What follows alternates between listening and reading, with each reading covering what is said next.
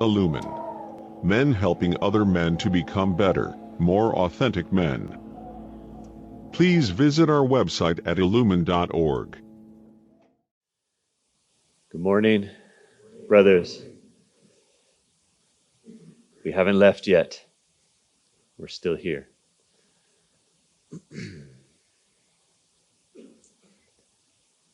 And it's my honor to be with you to warm the room just a bit more before our beloved elder speaks. And it's been my deep and sort of secret pleasure and honor to tend this altar of water throughout the days together. And to have these two altars in conversation has been very powerful. And I saw today, and maybe this can be presented in this moment to the Council of Elders, the board, I'm not sure, the ritual elders, that this morning when we had a sit, there was the bell in the middle, and a fire was lit, and it was put on one side of the bell. And I saw the water on the other side. And I think it's very important as men and as humans that we remember the water. As Carl Sagan called it, this pale blue dot in the vastness of the cosmos, where the miracle of this is possible. That is us. That is the earth. We are water. So I don't know if that's possible in the council to have the fire and the water. But it came, and I give it to you for your regions, for the possibilities. And as men, to bring the water back because we've been hell-bent on drying this planet out and making it too hot and misusing fire. So after the shaman asks, when did you stop singing? When did you stop dancing? When did you stop being enchanted? I think he or she would probably say, when will you start singing and dancing and being enchanted again? So I want to ask you to stand with me. And sing with me, and dance with me, and become enchanted. 100 of you already know this song. And the others are about to. It is a beautiful song that my wife, Madi, received at the source of the Tsuke Creek, which is a riverway in the Santa Fe Mountains. And it's in the language that she heard when she was growing up, Cherokee language. Ama is the word for water, and Wado is the word for thank you. And there's also weya, which is a vocable in there. We're just saying, thank you, water. Thank you, thank you. So sing that to this earth and bring that wetness and that fecundity and that life. Because Richard's right, if we don't, then it's over for her or for humanity or for both. And if she's going down, I'm going down with her, with that blue ship. So I'm not going to teach it to you. You will catch it, but sing, even if you only can find one piece of it. It's very simple. And for those that are musical, you'll hear, and I'll go into a higher register and you can join me there too. But the others, you can sing the easy, very easy melody, and you can step. Amma, amma, amma, amma, amma, amma.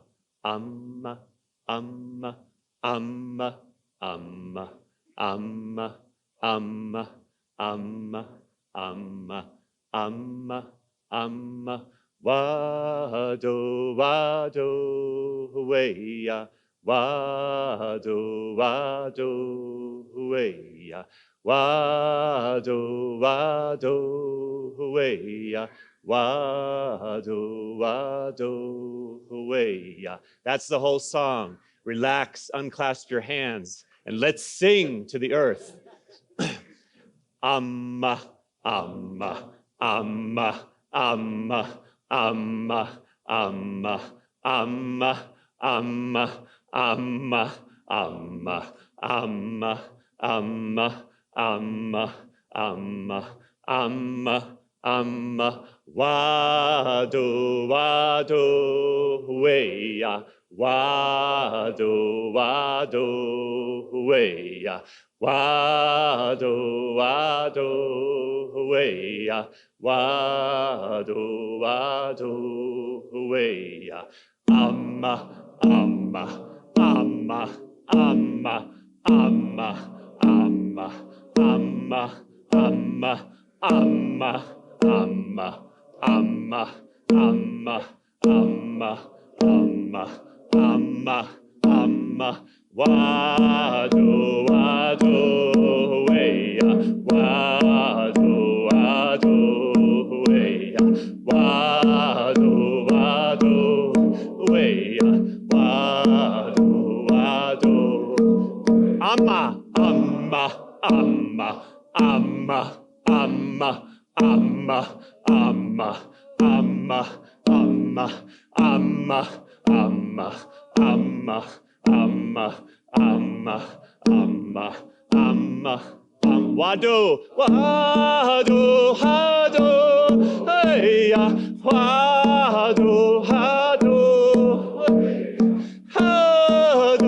Wado, hey, Wado, Wado, Humma, humma, humma, humma, humma, humma, humma, humma, humma, humma, humma, humma, humma, humma, humma, humma, humma, humma, hodo, hodo, weya, hodo, hodo, hey. Hodo, hodo, hey, wado, hodo, hey, hamma, hamma, hamma, hamma, hamma, hamma, hamma, hamma, hamma, hamma, hamma, hamma, hamma, hamma, hamma, hamma, hodo, hodo, hey, wado, wado, hey, wado, wado, hey, wado, wado, hey, amma, amma, amma, amma, amma, amma, amma, amma, amma, amma, amma, amma, amma, amma, amma, amma, wado, wado, weya, wado, wado, wey, wado, wado, weya, wado, wado, weya.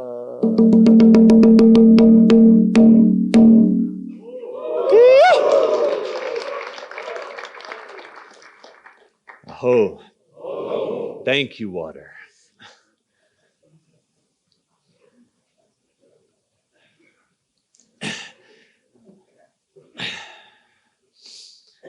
I have one final poem to breathe into your heart.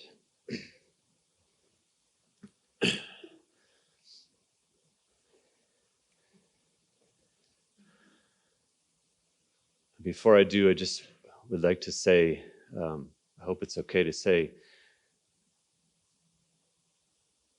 thank you. I don't know if he's here this morning, but Father Richard,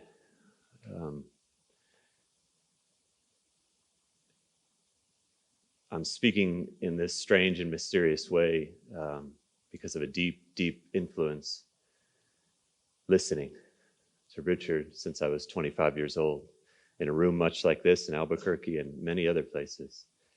And that oration has touched me, and like with all our sons, you don't know what they'll do with it. So here's what I'm doing with it. And I know we all in our own way are expressing from that expression that was given to us. And I came to Richard about 8 years ago when I decided that it was time to stop being a school teacher. and told him, I can't do that anymore, although it's been beautiful work with Native American youth. And of all the things he told me, the most important was make sure that you're moving towards something and not running away. And in that moment, I had the courage to say, I'm moving towards the calling to be a poet. I didn't know what that meant. And I still don't. But here I am as what I call a wild earth poet, and men transforming men. And I have to say, the way in which you've received me and the poetry has been an incredible gift. Hugely impactful for me. Because as you can imagine, it's not an easy life that I've chosen. And I will not go to the shelter of the university or any other shelter. I'm in the wild. So to have a place in society as I have these days is enormously transformative. And many of you wrote very beautiful poems. Very beautiful. And more importantly, you sung them beautifully. And please keep doing that.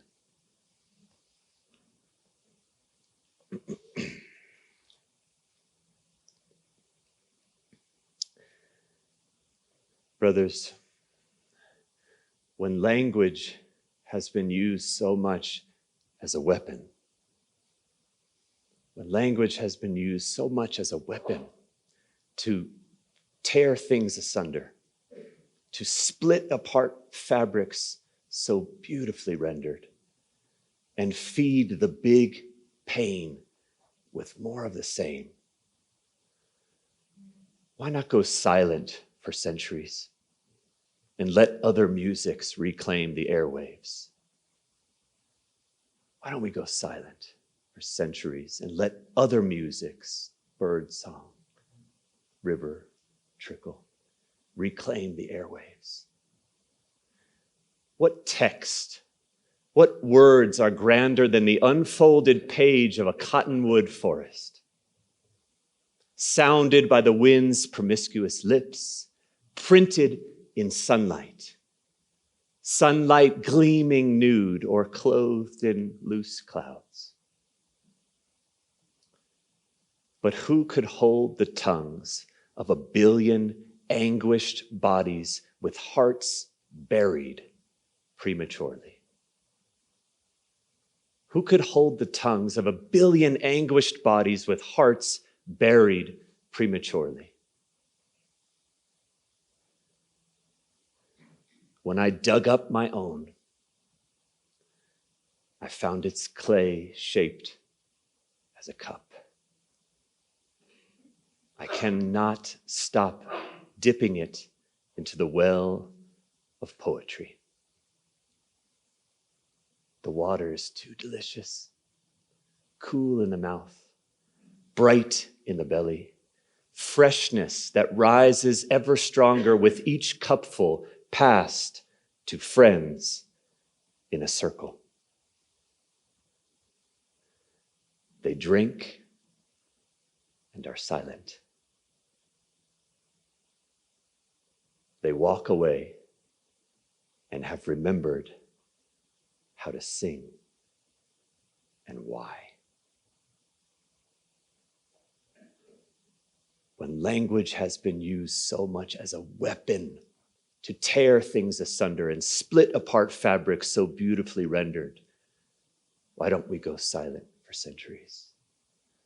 What text is grander than the unfolded page of that forest? What words more glorious? But there are billions of anguished humans who have buried their hearts and whose tongues cannot be held. But if we dig up our hearts, unearth them, we might find their clay shaped as a cup. Dip your heart into the well of poetry, into the well of song, into the well of sacred speech. The water is so delicious, cool in the mouth, bright in the belly, freshness that rises ever stronger with each cupful passed to friends, to brothers in a circle. They drink and are silent. They walk away and have remembered how to sing and why. Take your cupful of sacred medicine. Be silent, walk away, and remember how to sing your song and why. Oh. May we continue to slide down this same stream. Brothers, in this talk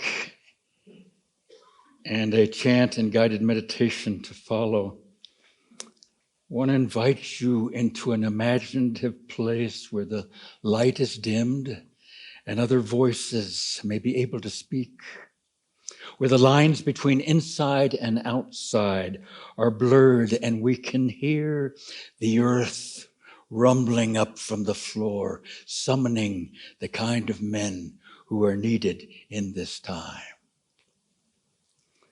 Sometimes you're aware that you have a voice, especially as you get older.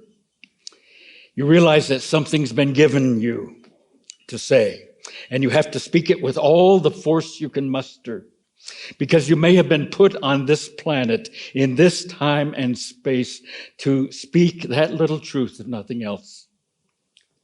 I have an urgent sense of that, brothers, in this last book that I've written. It's called The Great Conversation, Nature and the Care of the Soul. It's rooted in Thomas Berry's contention that we as humans have dropped out of the great conversation with the rest of the natural world. We're talking only to ourselves. We aren't talking to the rivers, the wind, the stars. We act as if we aren't part of a great family of God to which everyone belongs. And in the process, we're putting the earth in all of its diversity at enormous risk by ignoring the interdependence that links us as a community. And we are members of a single household, all of us sharing this beautiful planet as seen from space, this beautiful planet.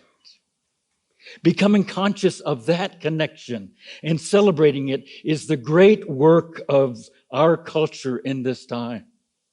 Despite our sins against each other and against the earth, God still extends this home to us in all of its beauty and generosity, saying, "Come, care for the mother, love the mother, delight in the world. This is my body given for you, this marvelous creation. These are your siblings, all of these others with whom you share this world." This is a deep part of Richard's concern in his own latest new book, The Universal Christ, which I think is his best. I think it helps point us to a new reformation in our time. He says we have to see the world now as the constant unfolding work of the cosmic Christ binding us all into one. We have to perceive the Buddha nature of every magnificent being, honoring the web of connectedness that our Navajo brothers say Spider Woman is continually weaving. God longs to bring us together as one, right in the midst of everything unraveling right now. What do we do then as men with open hearts and ready hands facing a world that is crying out to be loved? I want to argue that healthy masculinity is a matter of standing together in a time of crisis. It's been building up a long time, this crisis of our not listening to each other, of excluding others from the conversation around the table of our common life. whether it's people of color or women or immigrants or rainforests or melting glaciers and honeybees. It's all part of a whole. Men with a healthy masculinity listen to those who have been left out. Oh, they exercise an enormous compassion. They stand together, brothers, in affirming the entire family of God. As Richard says, that's the treasure we hold in a tragic time. So what I'd like to do is to share a few short pieces out of this latest book as it relates to our question this weekend. What does healthy masculinity look like, especially in a time of crisis? I have 3 points, always done in 3. First is that a healthy masculinity sits in awe of children and trees. It brings a childlike amazement to the world around us, honoring the little boy within us and his ability to marvel.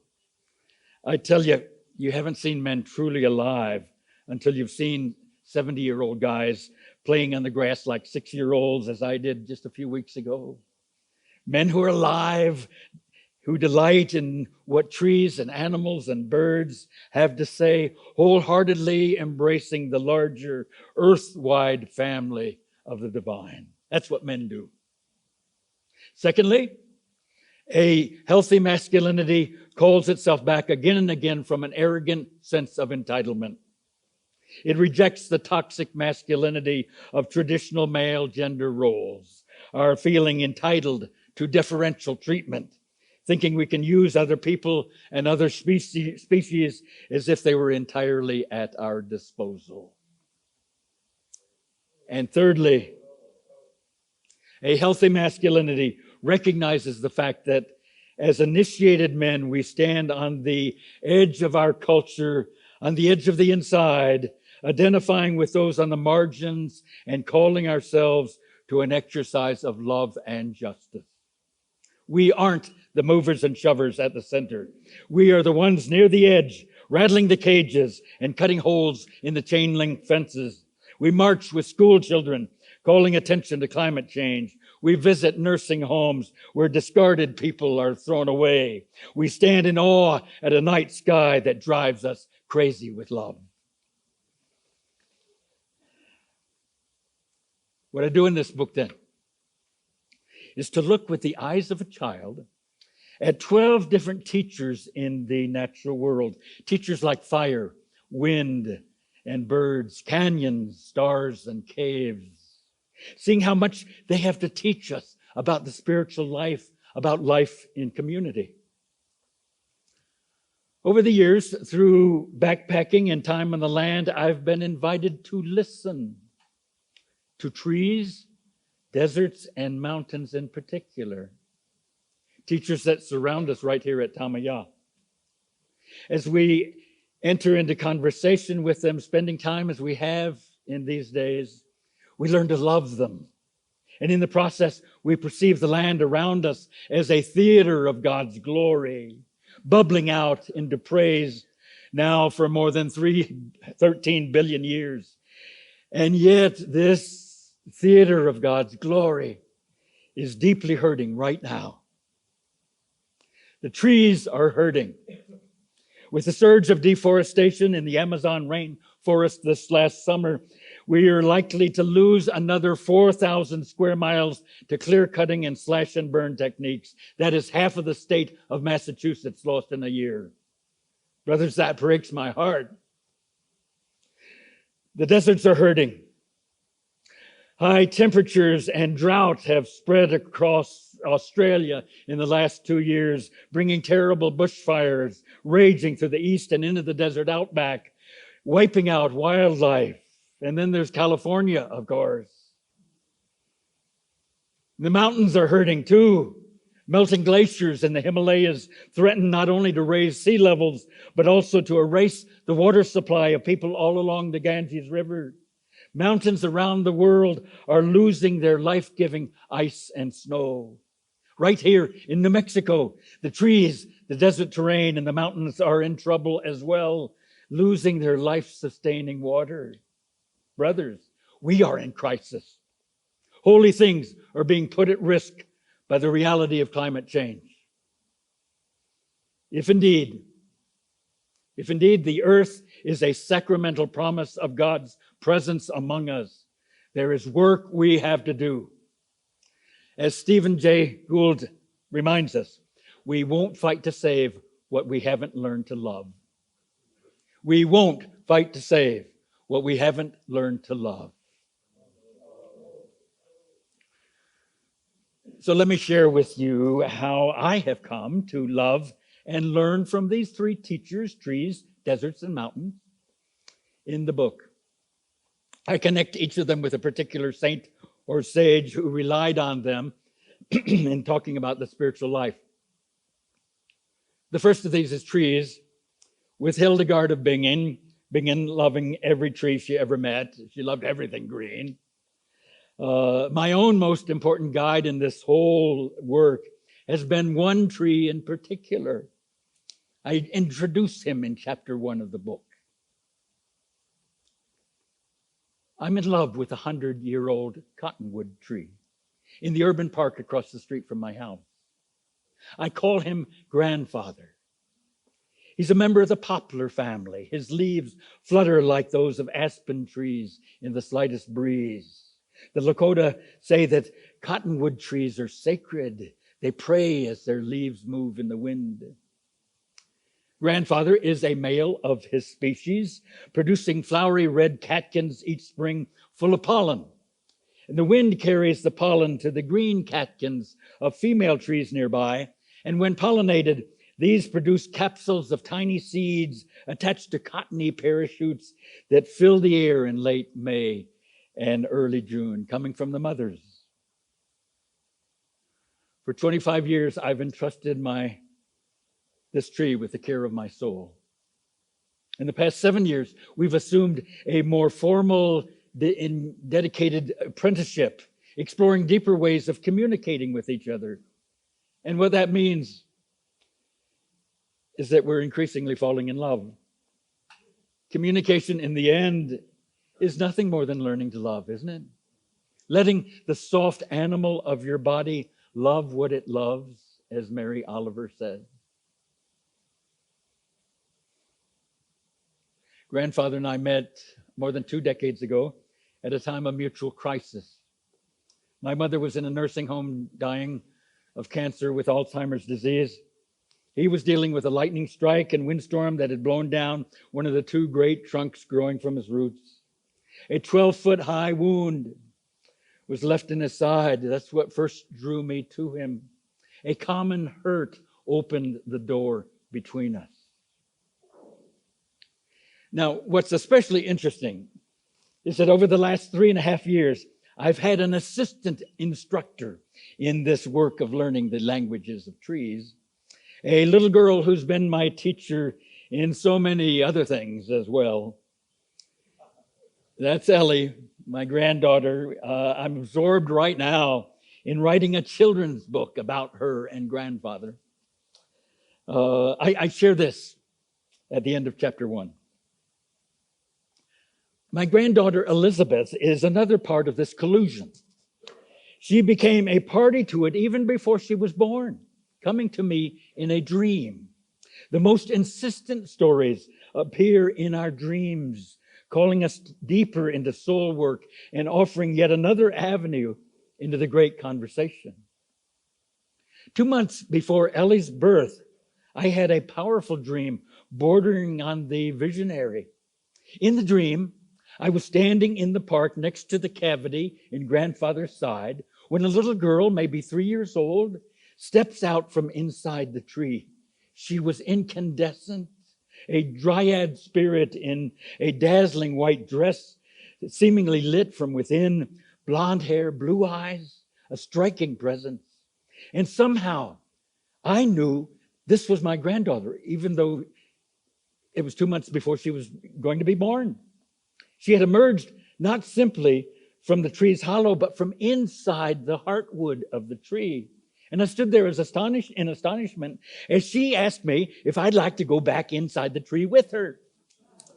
She assured me it wasn't frightening. There would be room for both of us. And so she led me into grandfather's great wound, into the tree's center. We climbed up its dark, womb-like interior, ascending higher and higher until we reached the inside tips of the highest branches. And for the first time, I was experiencing grandfather from the inside, what I'd always dreamed of doing in our years together. I was taken into the depths of his interior life. And when we reached the very top, the dream ended and I woke up. I had been brought into grandfather's being by a granddaughter I'd yet to meet, in a strange overlapping of generations, erasing all arboreal and human differences. It was a breathtaking experience, made even more extraordinary 2 months later, as I stood with my wife in a hospital waiting room, holding our newborn, blonde and blue-eyed granddaughter in my arms. Ellie is one of my most important links in my apprenticeship to this revered old cottonwood and my entry into the great conversation and into my knowing what God's love is really all about. It's taken an old tree and a young child pushing me beyond the edges of language to occasion an interior work I never imagined possible. This is the work we're invited to, brothers. For all of the children and the grandchildren ahead of us are re-entering the mystery of childhood and the wonder of trees. You can hear them now if you listen carefully. Those yellow leaf cottonwoods just out there in the bosque. They're calling to us, come and play, boys. Come on and play. I want you. We want you. Come and play. Secondly, not only do we as authentic men sit in awe of children and trees, we are also called back from the arrogant sense of entitlement and superiority that is another mark of healthy masculinity. It's a very humbling experience I found to be taught by teachers that include islands on the coast of Maine, canyons in Utah, rivers in the mountains of Colorado. You never know what to expect. I've organized the book around a number of backpacking trips that I've made through the years, showing how these teachers have put me in my place again and again. In chapter 8, for example, I find myself in the red desert of Western Australia, farther out on the edge than I'd ever been in my life. At the end of my first week there, I had a chance to spend 2 or 3 days in the outback alone. I had hoped to walk a small stretch of one of the Aboriginal song lines. The song lines are sacred paths that cross the entire continent of Australia. These were the routes taken by the spirit beings that first sang the world into being back at the beginning of creation in the dream time. I had no intention of role-playing an indigenous religious experience. I simply saw it in the brief time I had, a one-on-one encounter with the land. But there I was, an ignorant white fella, a stranger in someone else's world, having read a little bit about Aboriginal spirituality, engaging in yet another practice of spiritual tourism. I knew none of the songs or the languages appropriate to the song line. None of the paths are marked, of course, and I wouldn't have recognized any of the landmarks if I'd seen them. All I had was a compass bearing, no line etched in the heart by a community of memory. But the land saw through me, as it always does. With a cruel compassion, it gives you exactly what you need. Being able to trust that what got me through the next few days. It was late autumn, mid-May, as I headed northwest from camp, walking through drooping acacia branches and thorns. With the coming of night, I camped by a rock outcropping near the bones of a dead emu. It was cold, the ground hard. I was in a remote Australian desert of redback spiders and 14 species of poisonous snakes, I'd been told. Waking in the night, I was confused by the Southern Cross hanging upside down in the sky until I realized that it revolves around the South Pole in the same way as the Big Dipper does in the North back home. Nothing seemed familiar. It was hot and dry the next day as I pushed through the same unchanging desert bush. Moving around the deadfall of broken limbs made it hard to follow a compass bearing. None of it was easy. None of it seemed sacred, for that matter. And I began doubting the wisdom of this whole idea. Turned back at last, reversing my compass bearing, retracing the route. But even then, I found nothing that looked welcoming or familiar. And that's when my suspicion of being lost first emerged. You shrug it off initially, reminding yourself just to keep compensating with a compass as you move from one side to the other of obstacles in the way. You begin to scold yourself for not having planned more carefully. You move faster through the wattle branches, getting scratched, drawing blood, imagining the terrain starting to turn on you. It becomes unfriendly, hostile. You feel a tinge of panic, embarrassment, chagrin turning to fear. You hold back from drinking that last pint of water. And before long, your mouth feels as dry as the back of your hand. It's hard to swallow. You imagine your tongue starting to thicken. You'd read about what it's like to go without water for days. You enter the terror of being lost in the god-awful center of the Australian bush. Now, fortunately, old habits are hard to break. I made myself attend to the compass, methodically making 90-degree angle cuts to the right or the left every 100 yards or so in hope of finding something familiar. And just as the sun was setting, I finally spotted my campsite, and the world returned to normal. I sat under the low branches of a gum tree nearby to rest in the shade and gather myself. I wondered how I could have been so stupid. And then it happened.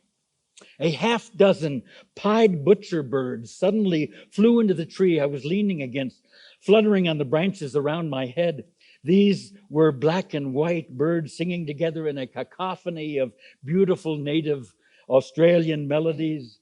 They seemed to be scolding and celebrating with me at the same time, as if to say, "You sad little white fella, these are the songs you needed to know for this trip. It's a shame you never learned them for yourself to sing them and understand them, but here, we'll do it for you."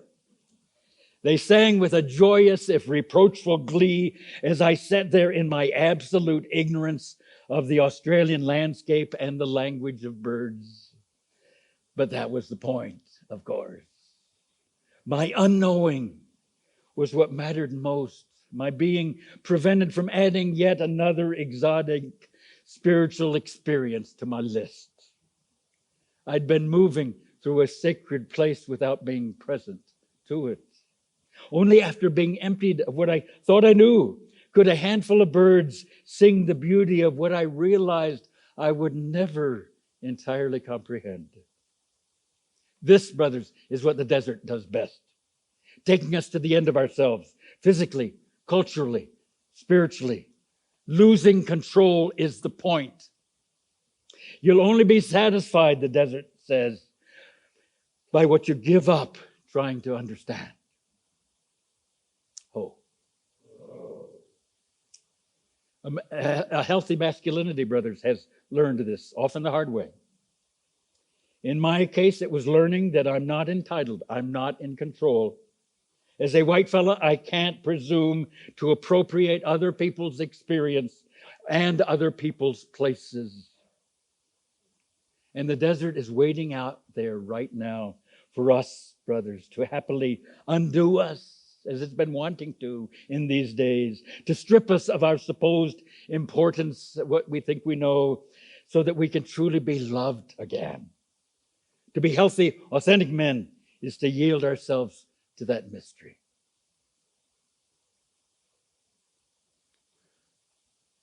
Finally, A healthy masculinity finds men standing together in a time of crisis, identifying with all those who are excluded, affirming the dignity of everyone and everything, knowing that we don't willingly participate in anymore in a world that ostracizes others.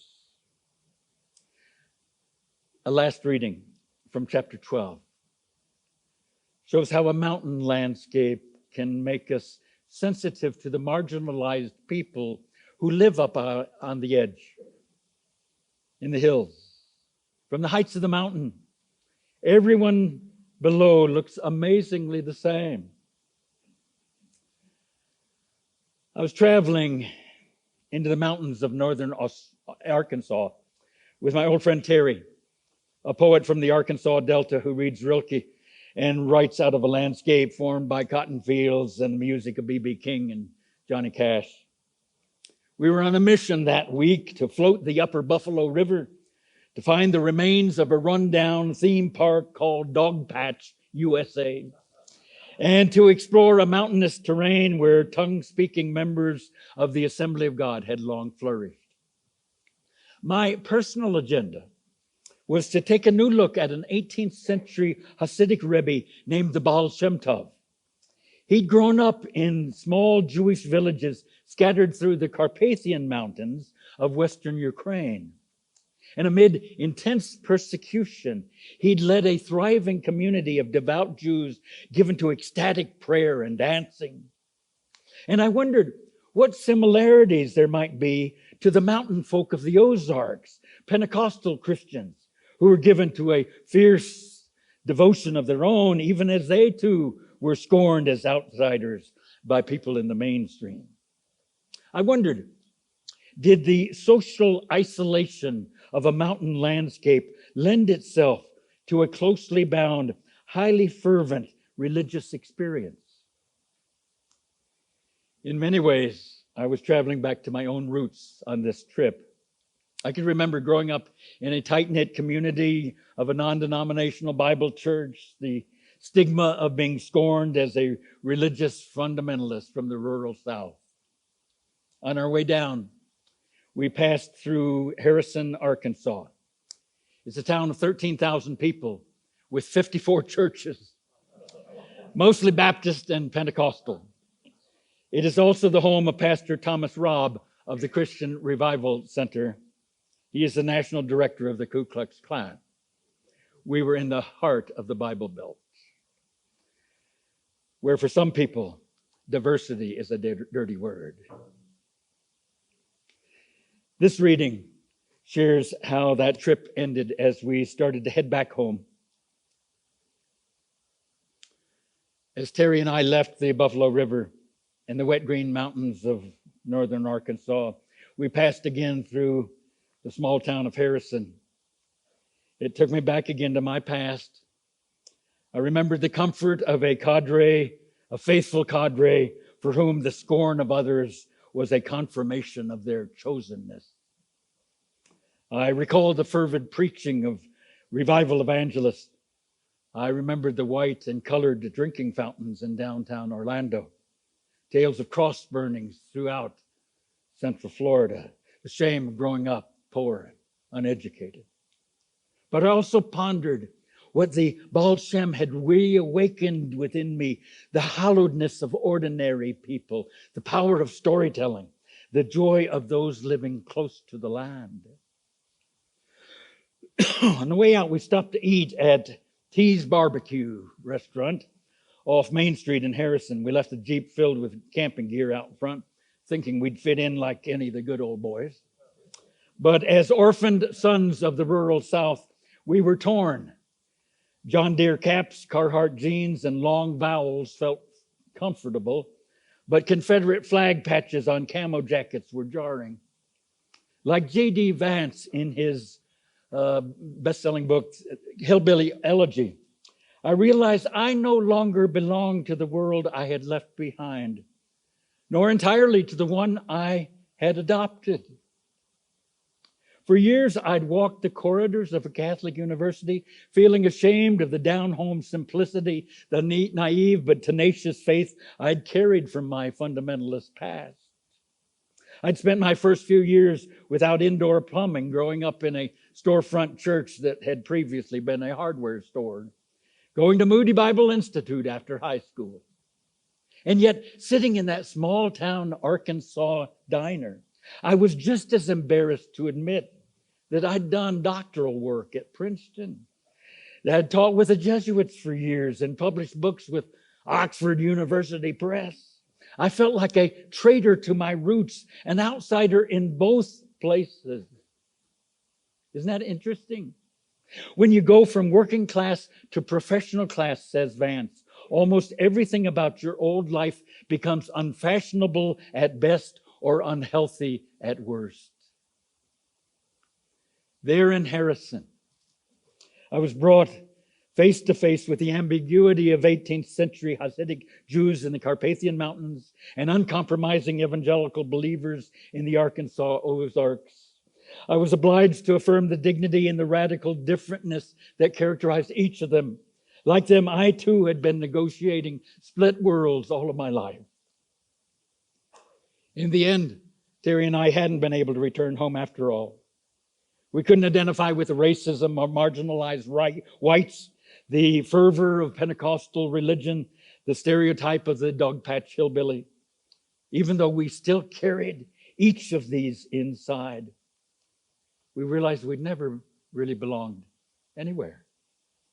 We had lived a partitioned life, torn between who we'd been and what we'd become. But we're invited now to find compassion for all of those differences in ourselves and in others.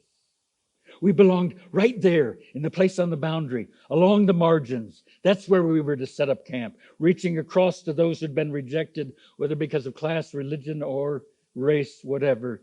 In the end, we all were one. This is what healthy men do, brothers. We exercise compassion. We affirm differences. We want no one to be excluded. In Psalm 98, the mountains sing for joy as the Lord comes to affirm the dignity and equality of all people. So we're called to remember who we are and to whom we belong. We're encouraged to see God in everything around us. We're invited to fall in love again with this beautiful woman, this Gaia that's been given to us, that shares all of her gifts with us. We dare not turn our backs on the rest of the family of which we're a part. So I hope all of our work together comes together here. We won't see God until we see our neighbor, and we won't treat our human brothers and sisters aright until we reclaim the larger earth community that God loves and wants us to love as well. May it be so. In the end, only love is what matters. Only love. In this apocalyptic time, brothers, it is only love that matters. In the end, may the whole earth shout glory. In the end, may the sandhill cranes cry out in praise. With and through us, we pray. Amen. Amen. Hope. Amen.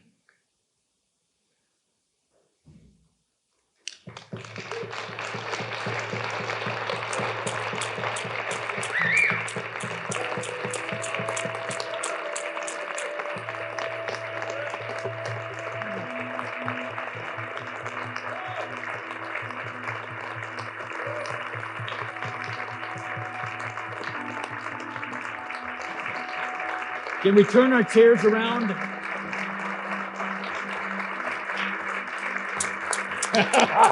Yeah.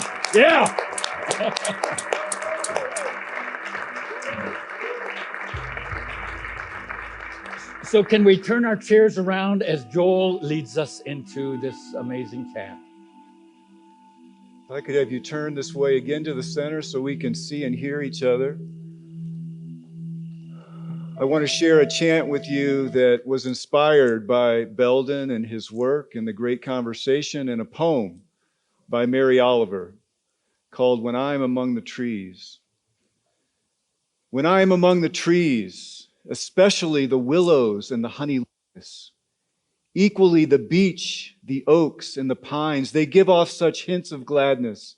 I would almost say that they save me, and daily. I am so distant from the hope of myself, in which I have goodness and discernment, and never hurry through the world, but walk slowly and bow often. Around me, the trees stir in their leaves. They call out, stay a while. The light flows from their branches and they call again. It's simple, they say. It's simple, they say. And you too have come into the world to do this, to go easy, to be filled with light, and to shine. And you too have come into the world to do this, to go easy, to be filled with light, and to shine. I invite you, brothers, to stand together. It's going to take a moment to teach you this song. It has 3 different parts, and the cadence is different with each part, and there's a different melody, but we'll layer them on top of each other eventually, and we'll sing this together until finally we are again centered and present with one another, and then Belden will lead us into a meditation that'll send us out onto the land to have the great conversation. So bear with me as I introduce the song. This section, these 2 sections together, you're going to sing sort of the ground floor of the piece. And the words are, walk slowly, bow often, and shine like the sun. Thank you, Mary Oliver. Walk slowly, bow often, and shine like the sun. So listen to it twice, and then sing it with me, and we'll do it a few times till you feel comfortable, and then we'll move to the next part.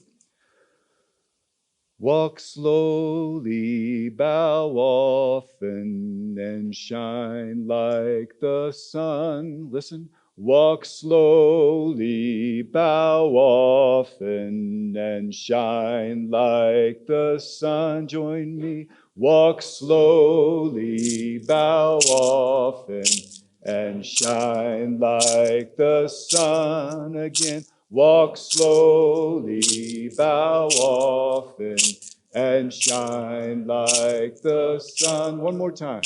Walk slowly, bow often, and shine like the sun. Very good. Okay, this group right here, your words are reaching out, standing tall, rooted deep in love. Reaching out, standing tall, rooted deep in love. And it goes like this. Listen a couple times. Reaching out, standing tall, rooted deep in love. Reaching out, standing tall, rooted deep in love. Reaching out, standing tall, rooted deep in love. Again. Reaching out, standing tall, rooted deep in love. One more time. Reaching out, standing tall, rooted deep in love. Very nice. Okay, and the last part. This is the invitation for us to recognize we're part of the story and we have something to give to the future. We've come from someplace and we're going someplace together. We are the seeds of the past generation. We are the fruit of the past generation. We hold the seeds of a future untold. It goes like this. We are the fruit of a past generation. We hold the seeds of a future untold. We are the fruit of a past generation. We hold the seeds of a future untold. Let me try it one more time. I changed the melody on you. It goes, we are the fruit of a past generation. We hold the seeds of a future untold. Try that. We are the fruit of a past generation. We hold the seeds of a future untold. Very good. So Eric's going to help this group, and we're going to get help from Ned over here, and Timothy's going to sing with the group here, and John will join in here. So we're going to start. We'll sing it through twice, and then we'll move to the next piece, and you guys are going to jump right in. Again, your cadence and your words and melody are a little different, so listen to one another. If you're not quite comfortable, let it happen for a little while. I'll sing along as I'm able. I can't do all three at once, but I'll eventually get to you. And then we'll see how it just kind of builds on top of one another. And Jared will add some percussion. Yeah. All right, here we go. Walk slowly, bow often, and shine like the sun. Yes. Walk slowly, bow often, and shine like the sun. Walk slowly, bow often, and shine like the sun. Reaching out, standing tall, rooted deep in love. Reaching out, standing tall, rooted deep in love. We are the fruit of a past generation. We hold the seeds of a future untold. We are the fruit of a past generation. We hold the seeds of a future untold. Very good. We are the fruit of a past generation. We hold the seeds of a future untold. We are the fruit of a past generation. We hold the seeds of a future untold. We are the fruit of a past generation. We hold the seeds of a future untold. We are the fruit of a past generation. We hold the seeds of a future untold. We are the fruit of a past generation. We hold the seeds of a future untold. Here we go. We are the fruit of a generation. We hold the seeds of the future untold.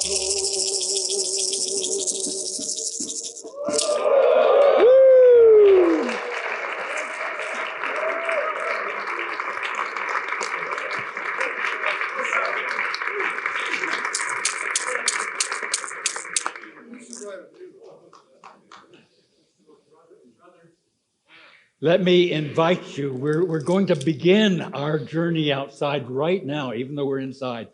Let me invite you, if you prefer to sit back down in a chair, if you want to lie anywhere here on the floor, you're going to feel the earth begin to rise.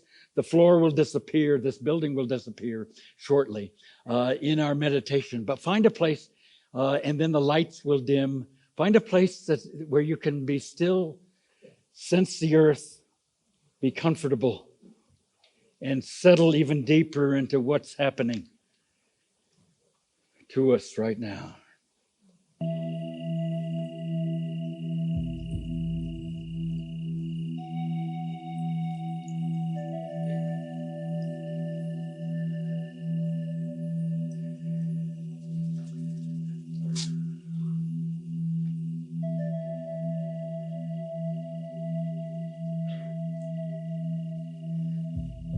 This is an invitation, brothers, to practice the great conversation, to fall deeper in love with this beautiful landscape around us, to see it with the eyes of a child, becoming aware of the centuries of accumulated experience that has been gathered here. I'm inviting you on a mystical journey, as it were, staying physically in this place, but using a visualization exercise to move us back in time, back to a time before language, when the great conversation was still alive and well, when everything, the trees, the desert, the mountains, the people too, were all connected with the earth, with the divine, with each other. Take a few deep breaths.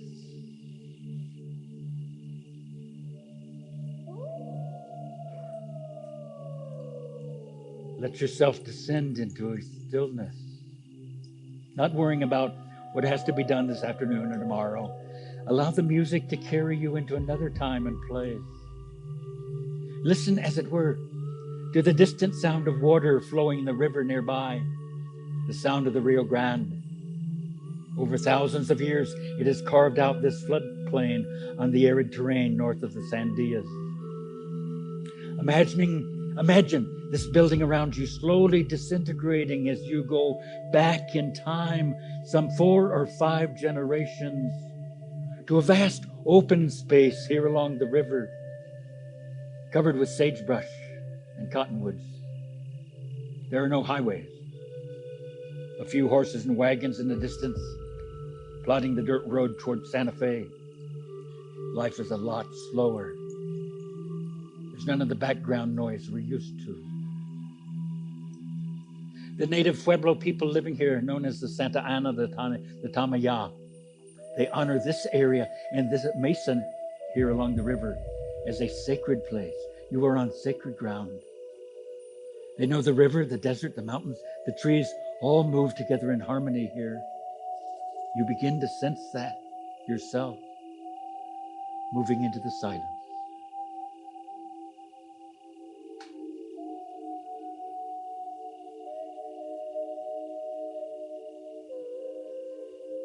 You're being welcomed into the great conversation.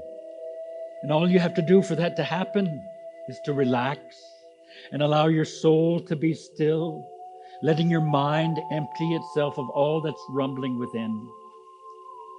Release any negative thoughts, any sense of judgment about this process, or irritation because you're in a hurry to leave. Let all that go. Just be still. Release. Empty. Let your mind and heart wander back to the teachers who've already reached out to you here in these days. The trees, the river, the distant peaks, the sand you've stretched out upon. Reach back in response, saying how glad you've been to be here, how grateful you are for those who have come to you. Give thanks.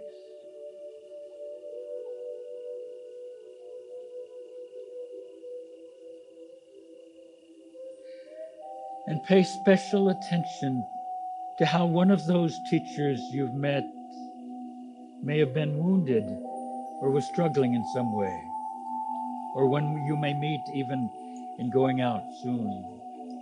The doorway connecting us to the natural world is often a mutual suffering, especially with us being caught up in the drama of climate change together, we humans with the earth? Has there been a place where your woundedness was met by theirs, joining you together in this time here?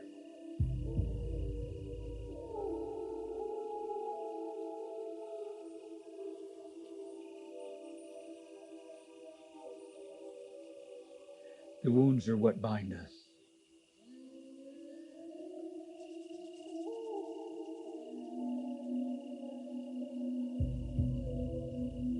Now, the most important part of your entry into the great conversation is your ability to trust the thoughts that come to you as you sit or lie there with a teacher. In that quiet meditative state, things may come to mind that surprise you.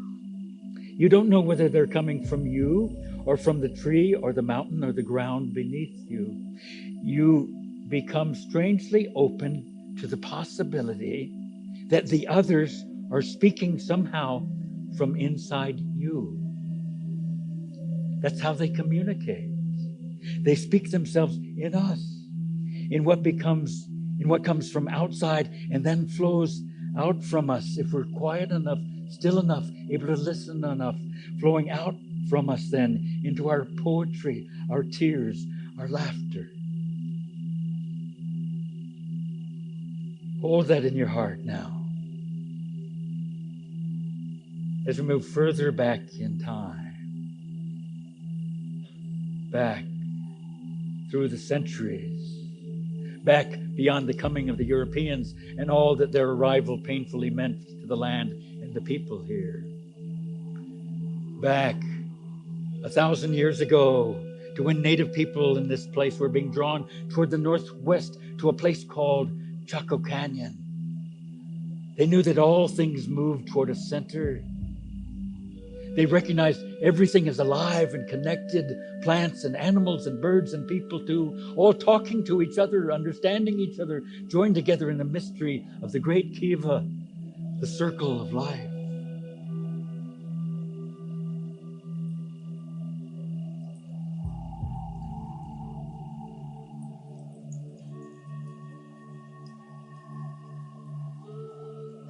But we keep wandering, going still further back in time, watching floods come and go here along the river, witnessing the turning of night and day, the seasons endlessly changing over and over as we reached all the way back into deep time, back to an era when human language was just in the process of being born. In that awesome silence, we hear only the sound of water swirling over rocks, the rustling of wind in the trees, the screaming of coyotes in the night, the cry of hawks overhead.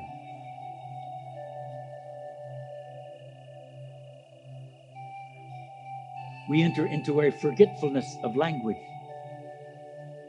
We no longer remember the names we had attached to things in our effort to control them. That tall cottonwood isn't something we can label, dropping it into a pigeonhole in our mind. It's an amazing yellow presence that we can't absorb in a single viewing. It simply astounds.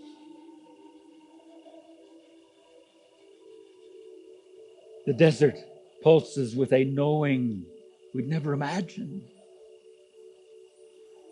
The mountains seem to soar above us, demanding our attention.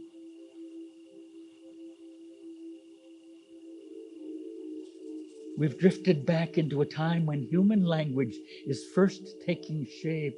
We're beginning to imitate the sounds of nature around us.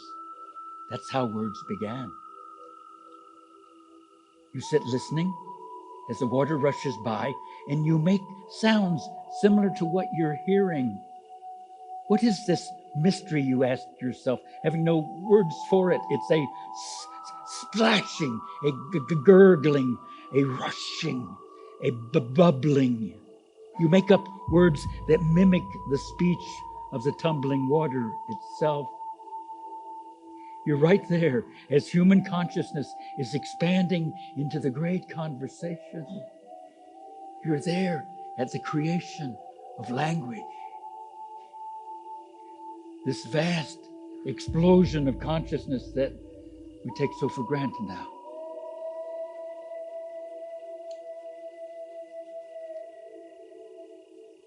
Your sense of time, memory, family, even God, are rooted in your experience of earth-mediated mystery.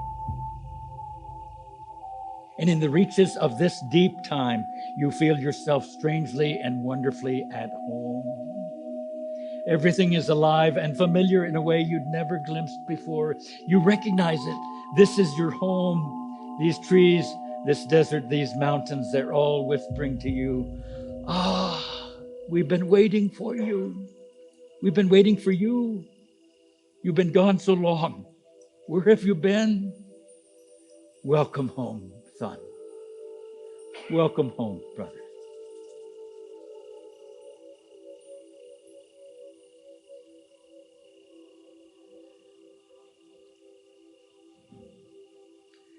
And this deep sense of stillness in the birthing of words opens you to something still more amazing in this place, here at the birth of language, as you rest in the arms of Mother Earth. You find yourself unexpectedly held intimately in the arms of God as well. You find yourself naked, lying on God's body here on the land, flesh to flesh, bone to bone. You're held by the land with nothing in between. You meet the absolute wonder of Rumi's beloved, always longing for you, the bridegroom of the Song of Songs, singing in the night, the sweet Jesus, maybe, of your childhood. And you're touching and being touched by the earth, the cottonwood trees, the river, the mountains. You're brought into a mystical union with the boundless love from which your body came. This is your mother. This is your home. Here you are loved. Absolutely. Sing your own beauty and holiness in the earth's touch, in God's touch. You are challenged here to give up your resistance to thinking that you cannot be loved. You have to abandon your self-deprecating arrogance in thinking that you aren't filled with the glory of God, that you aren't the very home of the Holy One, because you are. You are loved as everything here is loved, all of it joined as one. Let's simply rest in that, brothers.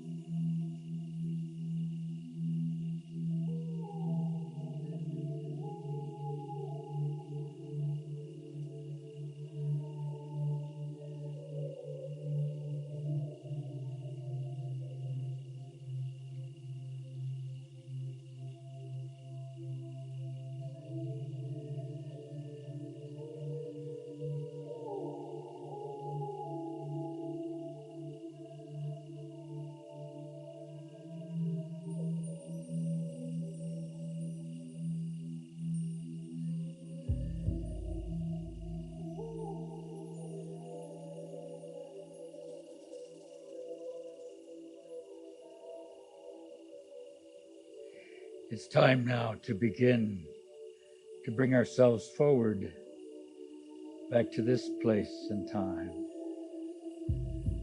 We come slowly at first through the centuries,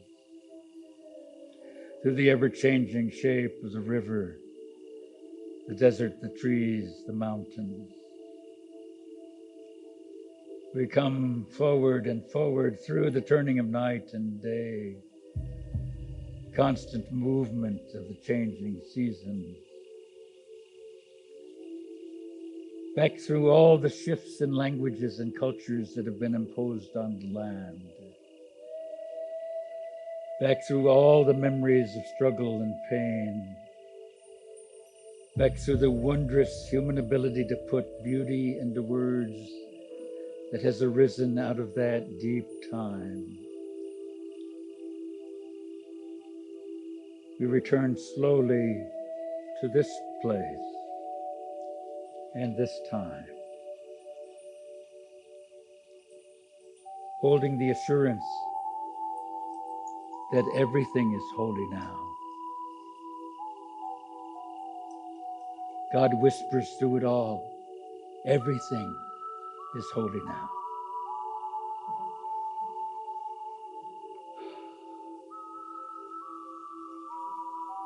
So I ask you to take 3 deep breaths.